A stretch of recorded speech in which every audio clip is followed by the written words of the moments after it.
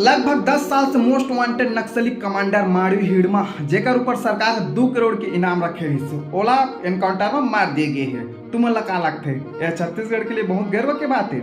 साजिश एकर पीछे साजिश। अचानक सरकार के दिल में इतना देशभक्ति कैसे जाग गई या फिर नक्सलवादी मन ऐसे का नुकसान पहुंचा देते देश ला जो सरकार है पूरा छत्तीसगढ़ से नक्सलवादी खत्म करे बर तुल गए। बोलो बोलो टेल टेल तुमन का लगते हमन तो साला इतना छत्तीसगढ़ के वासी हो के हमन ला कभी नुकसान नहीं पहुंचे। हमारा तो पता ही नहीं चला था कि यहाँ नक्सलवादी हवा करके। सुकमा, दंतेवाड़ा, कांकेर, जगदलपुर ये चारों जिले मिलकर बनते एक बस्तर संभाग और बस्तर पूरा घने जंगल से घिरे हुए है। और यहाँ हवा पठार और पठार जो है खनन के लिए बहुत अच्छा रहते है। अगर यहाँ माइनिंग हो ही अगर सरकार माइनिंग करी तो यहाँ का है एल्यूमिनियम मिनरल कापर बहुत कुछ निकली है। बात सरकार ला बहुत अच्छा तरीका से पता है। जी हाँ, मतलब नक्सलवाद नहीं है जैसे हमारे रायगढ़ हो गए हसदेव हो गए, यहाँ नक्सलवादी नहीं रही से नक्सलवाद से प्रभावित नहीं रही से एरिया तक जंगल काट के ना अब वहाँ नक्सलवाद मतलब खत्म करी तब तो जंगल मन कठी ना भाई, तब तो मिनरल पदार्थ मन सब निकल ही। तुम्हें पता माड़वी हिड़मा के एनकाउंटर करे के बाद सौल दफन करे पर कितना भीड़ इकट्ठा हो रही से कोई का ही मतलब रहती से एक नक्सलवादी ही तो रही से भाई